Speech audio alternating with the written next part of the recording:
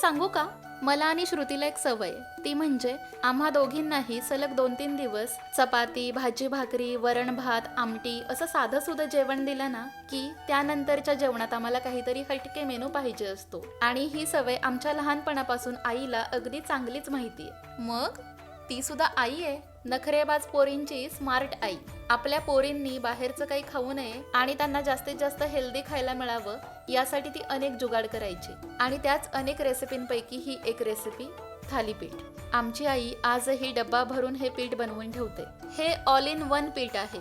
याच्यापासून धपाटे बनवता येतात, थालीपीठं बनवता येतात, किंवा आज मी जसं केलं तसं पिठामध्ये फक्त हळद, मीठ, कोथिंबीर, ओवा, लाल तिखट आणि पाणी मिसळून बेसन पोळ्या करतो ना, अगदी तसंही करू शकतो. सगळ्या प्रकारची धान्य आणि डाळी खमंग भाजून ती पीठ बनवते. याचं प्रमाण आणि रेसिपी मी कॅप्शनमध्ये दिली आहे. खरंच आईला मुलांची किती काळजी असते नाही?